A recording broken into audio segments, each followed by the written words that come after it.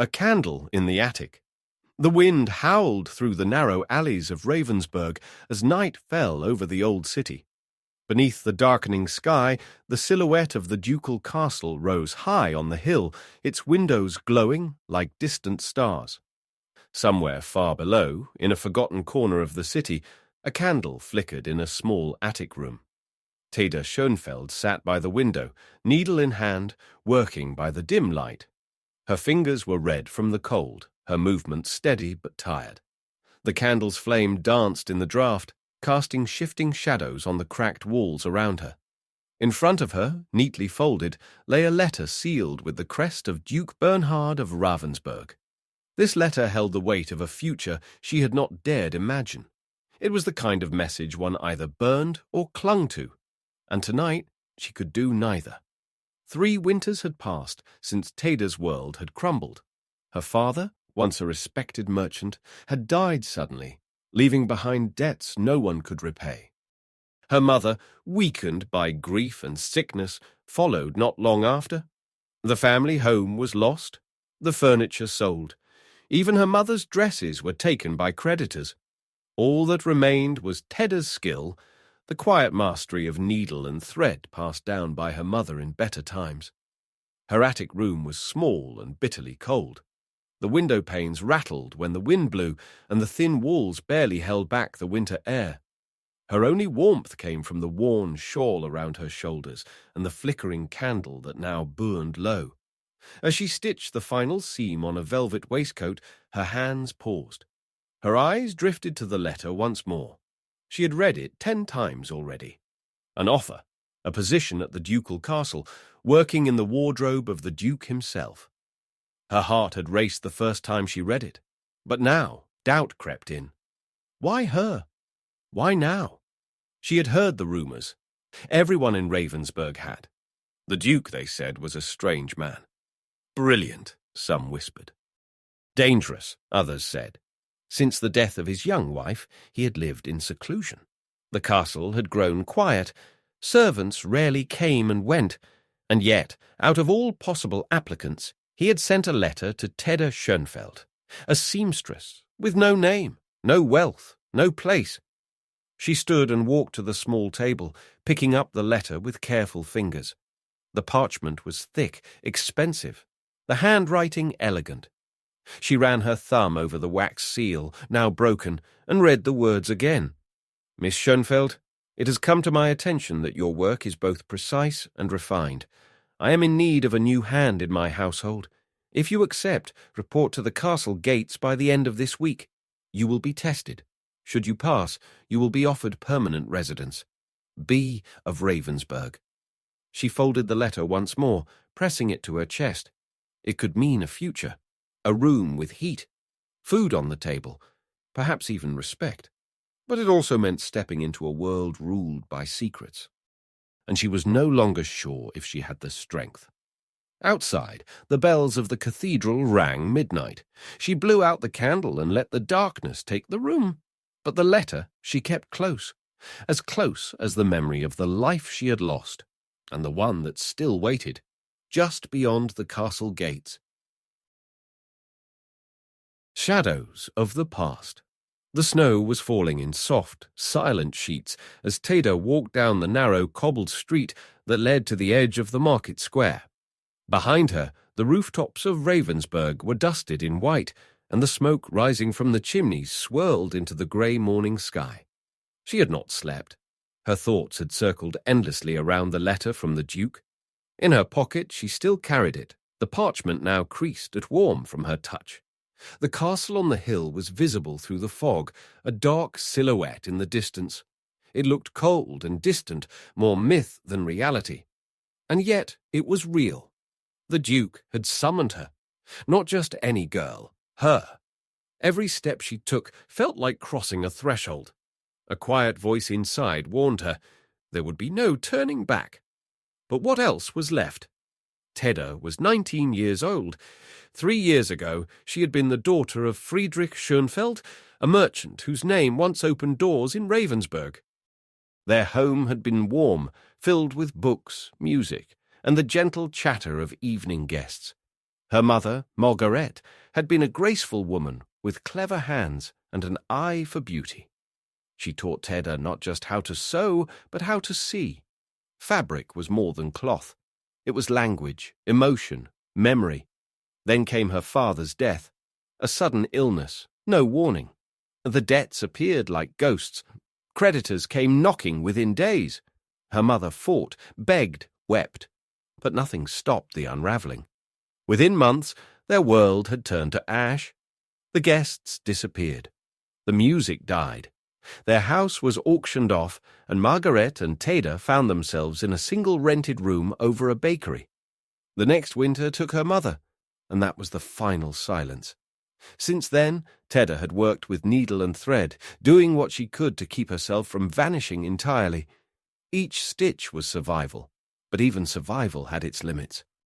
And now, as she crossed the square and turned toward the steeper streets, she felt both fear and defiance rising inside her. If this letter meant anything, it meant a crack in the walls of fate. The wind grew sharper as Theda reached the outskirts of the old city. The cobblestones gave way to dirt paths, and soon the sloping hill forced her to slow her pace. Her shoes were thin, her coat was patched. The cold crept into her bones. Still, she walked. Along the way, she passed others.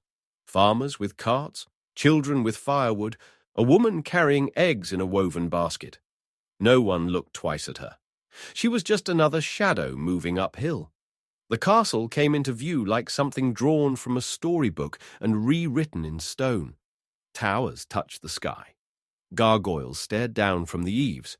And the gate, massive, iron-bound, ancient, stood half open, guarded by two men in dark coats with silver clasps. Theda stopped, heart pounding. One of the guards glanced her way. Business. Ah! She reached into her coat and drew out the letter with trembling fingers. The man took it, broke the seal, and read in silence. He looked up at her. Follow me. The castle swallowed her. They walked through echoing halls. The floor was polished stone. Tapestries lined the walls, their colours faded with age but rich with stories. Theda moved like someone in a dream, too cold and too alert to speak. She was led into a side chamber where a tall woman with iron-grey hair waited by a fireplace. Her expression was unreadable. I am Frau Bertha, she said, housekeeper to His Grace. You're early. I couldn't sleep, Theda answered quietly. Hunger often steals rest, Bertha said without judgment. She examined Theda for a long moment. Then, with a nod, she gestured to a bench by the fire. Wait here. You will be called. Theda sat, grateful for the warmth. The castle was quiet, but it was not lifeless. Somewhere above, voices murmured. Footsteps echoed. The fire crackled. Minutes passed like hours. When the door finally opened again, a man entered. He was tall, dark-haired, and dressed in muted colours. He had the bearing of someone used to silence. When he spoke, his voice was calm. Miss Schönfeld? She stood, her heart pounding. Your Grace? He studied her with eyes that held more weight than his title. You came. Good. Let us talk. The conversation that followed was unlike anything Theda had imagined. The Duke asked not about her skills, but her life, her memories, her family. He listened closely, nodding, rarely interrupting. I knew your father, he said at one point, Friedrich Schönfeld. We spoke once or twice. He was honest. Thank you, Theda said, unsure what else to say. The Duke seemed distant, as though looking at something far away. When a thread is pulled, he said, you must follow where it leads, even if the fabric comes undone. She didn't understand, but she felt the meaning beneath his words. He stood and walked to a side table where several fabric swatches lay. I want to test your eye. Tell me about these. One by one, Theda described the quality, the origin, the weave. She spoke of the dyes, the stitching potential, the weight. The Duke said nothing, only watching. Finally he nodded. You see more than most. That is rare. He walked back to the hearth. The castle is not an easy place. But if you choose to stay, there will be work, a room, a key to a different kind of life. Theda's voice was steady. And the cost? The Duke turned. Nothing is free, but you have already paid more than most. He left her with Frau Bertha, who gave her a simple room in the west wing. It had a bed, a stool, a window that faced the trees. It was warmer than the attic. That night, as Theda lay awake under the heavy blanket, she heard the distant bell of the cathedral. Midnight. She thought of her mother's hands guiding hers through fabric, of her father's voice explaining balance sheets and letters, of the dark attic and the silence that had followed them. Now she was in a castle. Her hands would still sew. But her world had shifted. The Duke had chosen her, or had something older done the choosing? In the servants' hall the next morning, the whispers began. A new girl, already given a private room, already seen by the Duke. That was not how things were usually done. Frau Bertha silenced most with a glance, but curiosity is not easily killed. Theda walked past the others without fear. She had nothing left to hide, only a letter, a needle, and something she was just beginning to understand. Her story was not over. It had barely begun. The Duke's proposition. The sound of a ticking clock echoed in the corridor. In the stillness of Ravensburg Castle, each second seemed louder than the last.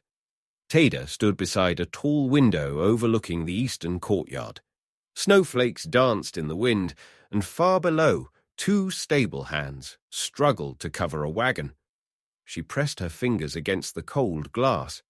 It had been a week since her arrival, but the castle still felt unreal, like a painting she could walk through, but never touch.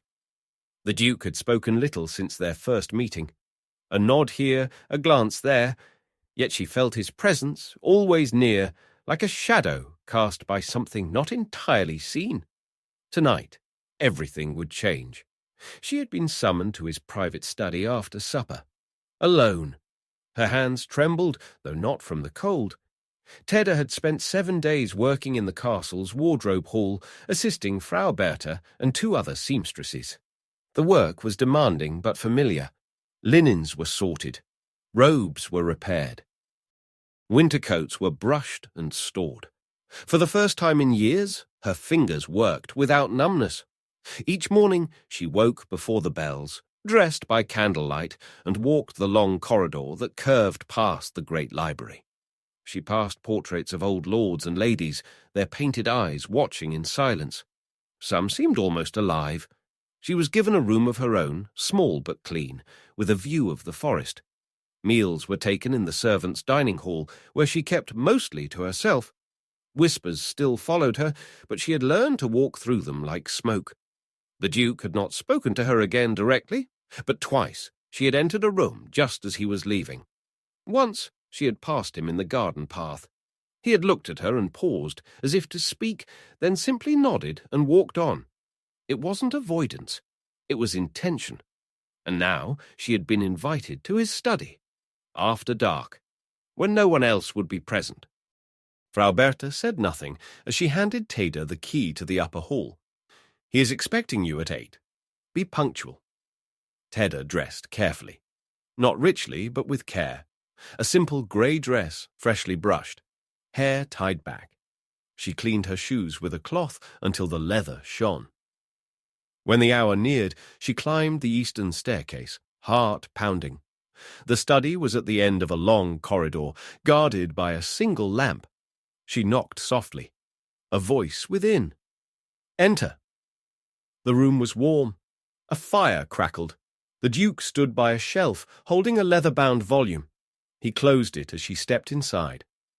Miss Schönfeld, he said. Your Grace. He studied her for a moment, then gestured to a chair by the fire. Sit. She obeyed. You've done well, he said. Frau Bertha speaks highly of your eye. Theda lowered her gaze. I only do what I was taught. He looked at the fire. We are all taught things. Few remember them with clarity. Fewer still practice them with dignity. There was a pause. He turned to her. I have a proposition, One that is not ordinary. Theda felt her chest tighten. You may refuse, he added. Nothing forced will last. He walked to the sideboard and poured 2 cups of tea. No wine, no pretense. He handed her a cup, then sat. I am a man who has lost more than he admits, a brother to war, a husband to death, and lately a stranger to his own halls. Theda listened, unsure if she was meant to speak. There is talk, he continued, about you, about me, about why you are here. She tensed. I never asked. I know. He raised a hand. But rumours have weight. They press down, they reshape. The fire snapped. I could end them, with a story of my own making. He looked at her then, not with hunger or command, but something gentler. Would you allow me to name you as my companion? Publicly? A position of honour? You would remain here, with protection, comfort, autonomy. Theda's breath caught. You mean, not marriage? Not yet. Not if you do not wish it, but an alliance, a bond, one seen and known. Theda was silent. The fire hissed. Outside, wind howled through the tower bricks. Why her? Why this? Was it affection? Pity? A move in some courtly game? She looked into the Duke's eyes. They did not plead. They did not possess. They waited. She remembered what he had said when they first met. When a thread is pulled, you must follow where it leads. Perhaps this was another thread. May I think on it? She asked. Of course. He stood. Take the long corridor back. It's warmer. She rose and curtsied. Thank you, Your Grace. He gave a small nod. That night, sleep did not come. Theda stared at the ceiling as the fire in her room dimmed to embers. The offer was not a demand. It was an opening, but one that would close behind her if she stepped through. Would she become a symbol, a shadow, a partner? The Duke had not offered love. He had offered something stranger, choice. By morning, servants noticed the key missing from its usual place, and that Theda had come late to breakfast. Nothing was said aloud, but the looks were longer, the space around her wider. Frau Bertha placed a fresh cloth at Theda's seat, as if to say, You are still seen, but differently now. The castle shifted, and the story deepened. A room within shadows. Theda had seen many doors in Ravensburg Castle, grand ones carved from oak, hidden ones behind hanging tapestries, iron ones locked by rusted keys. But the door she stood before now was different. It wasn't grand, it wasn't secret. It was plain, quiet, yet it hummed with something unspoken. It stood at the end of the west corridor, past the servants' stairs, where few ever walked. A candle flickered beside it, though no one had come to light it. Frau Bertha had handed her a folded note after breakfast. Room 17. Use the brass key. There was no explanation, no command, only a quiet invitation. Now Theda's hand hovered over the doorknob. The brass key in her palm was warmer than expected, as if it had been waiting. She turned the lock. 3 days had passed since the Duke's proposition. Theda had not yet given an answer. He had not pressed, but the silence between them grew heavier. She had returned to her duties, mending cuffs, replacing buttons, sorting winter silks. Outwardly, life continued, but within her, questions bloomed like frost flowers on cold glass. What would change if she accepted? What would break if she refused? Frau Bertha had not spoken of the matter, but Theda noticed the subtle shifts. A warmer teacup, a softer blanket left in her quarters, fewer eyes watching as she passed. Then came the note. Room 17. No such room had been mentioned before. Curious, cautious, she waited until her duties ended, then made her way through the west wing, a quieter, older part of the castle where portraits faded into the wallpaper and footsteps echoed too long. The brass key turned easily. The door creaked open. The room beyond was lit by a single stained glass window, throwing red and gold light onto the floor. Dust swirled in the sunbeams. The space was larger than expected. A high ceiling, wooden floorboards.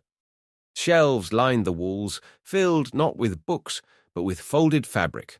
Velvet, muslin, brocade, linen, all sorted by hue and season. In the centre stood a large table. Upon it lay a sketchbook, a pair of silver scissors, and several spools of fine thread. Theda stepped inside. It wasn't a storage room. It was a workspace. No, a sanctuary. She walked to the table and opened the sketchbook. Inside were designs, dozens of them. Some familiar, classic court gowns, servant uniforms, but others were strange, abstract, flowing shapes, symbols stitched into collars, a long coat drawn in midnight blue, with threads shaped like falling stars. At the bottom of each page was the same small monogram, B. R. Bernhard of Ravensburg. Theda turned the pages slowly, wonder growing with every line. This was his work. A knock startled her. She turned. The Duke stood in the doorway. "I wondered if you'd find it," he said. She stepped back instinctively, unsure if she had trespassed. But he did not look angry. If anything, he seemed uncertain. "It was once my mother's room," he said. "She taught me to draw patterns, to see fabric not as cloth, but as language." Theda nodded slowly. "Mine taught me the same." He entered, walked to the table, touched the edge. "I haven't come here in years, since her passing, but I kept it, for someone who might understand." His eyes met hers. "I believe you do." There was silence. He lifted a roll of fabric from the shelf. "This is not part of your duties. Not yet. But if you wish, this room is yours to use. Design, create, restore." Theda's voice was quiet. "Why me?" The Duke did not answer right away. Instead, he gestured to the sketchbook. You turned to the page with the stars. That was hers. She called it the coat for lost nights. She said it would bring back dreams to those who had forgotten how to dream. His voice dropped lower. "Perhaps it's foolish, but I'd like to see it made." Theda looked again at the sketch. Midnight blue, silver thread, falling stars. Something in her stirred. She closed the sketchbook gently. "Then I'll try," she said. The Duke nodded once, then turned and left. The room felt warmer now, less haunted. Theda ran her fingers over the fabric. It was soft, waiting. Outside, snow began to fall again, and in the silence the castle seemed to breathe.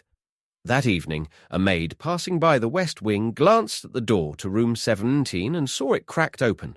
Light spilled into the hallway. She paused, curious. That room had been locked for years. Inside, she saw Theda at the table, bent over a design, her hands working like they belonged there. The maid said nothing, but stories travel, and in Ravensburg, every thread pulled meant another secret unraveling. Threads of midnight. The candle in room 17 had nearly burned to the base. Its small flame danced against the walls, casting long shadows over the table, strewn with fabric. Theda leaned forward, needle in hand, silver thread glinting in the light. Midnight blue, falling stars. She hadn't slept in 2 days. Something had taken hold of her. Not panic, not urgency, but something closer to calling. The more she stitched, the more she felt a presence in the thread. It wasn't just a coat. It was a memory, a wish, a message from someone she would never meet. The silence of the castle deepened after dark, and the room became its own world. A world where time moved differently, and the past whispered through cloth. And Theda listened. 1 week had passed since the Duke showed her the forgotten room.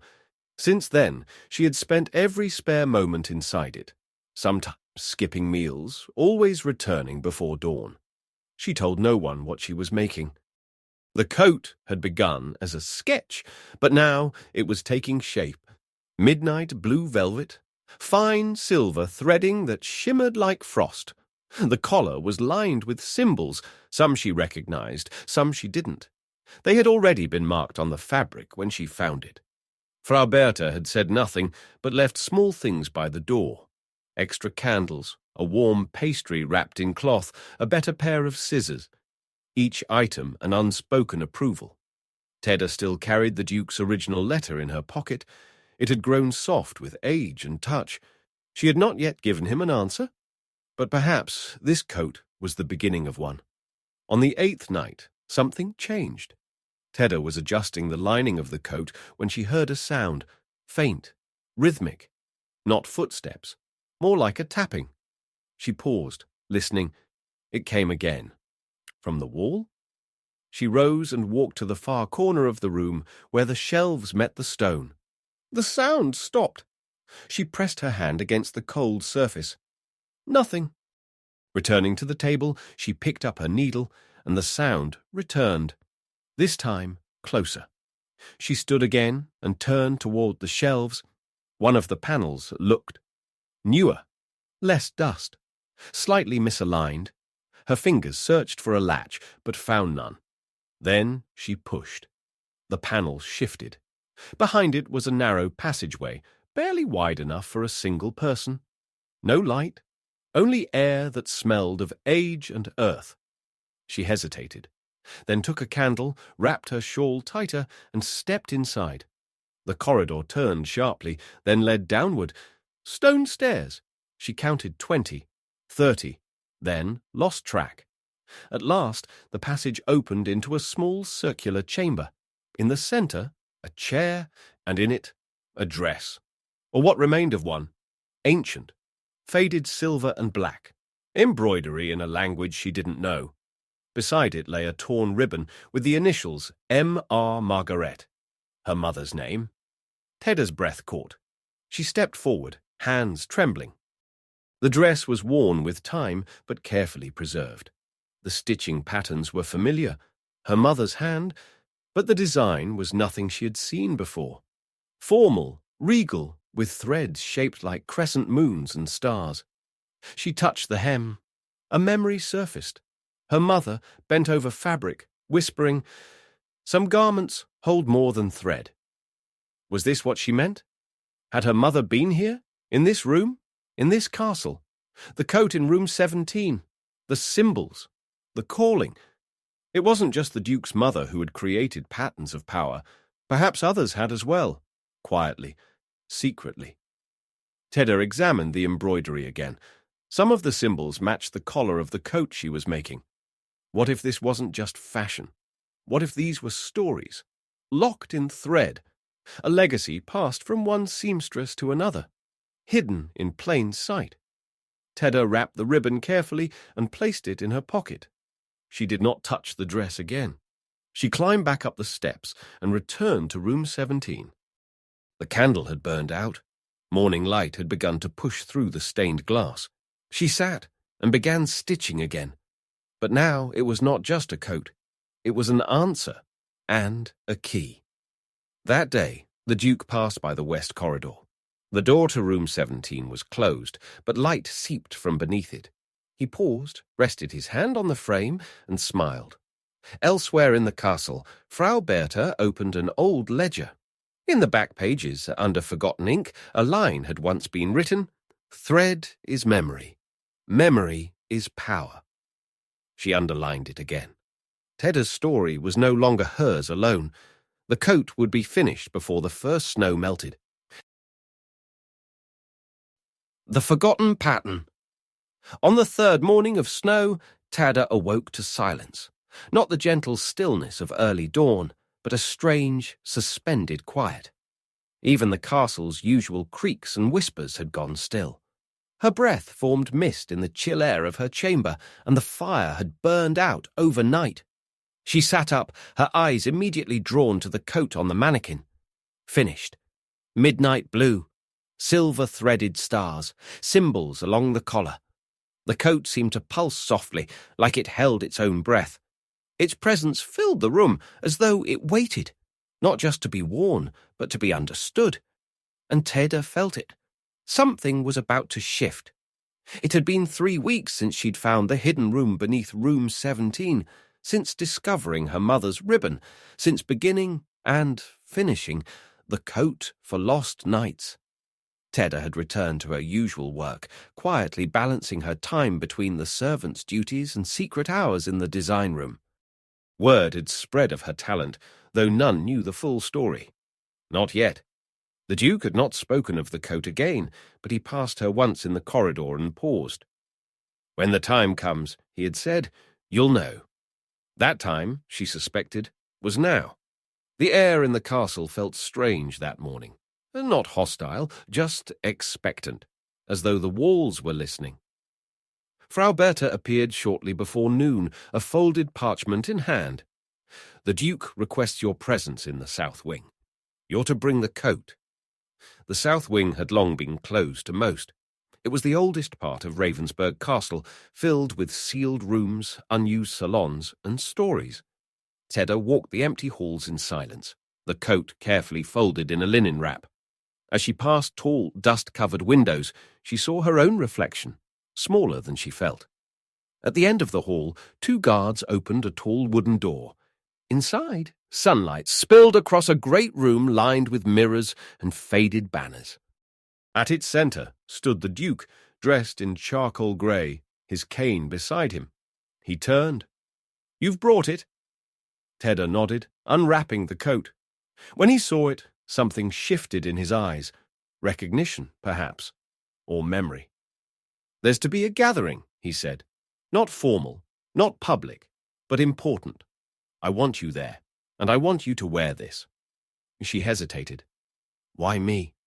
He looked past her, then back. "Because you are the one who found it, and because some truths are only seen when worn."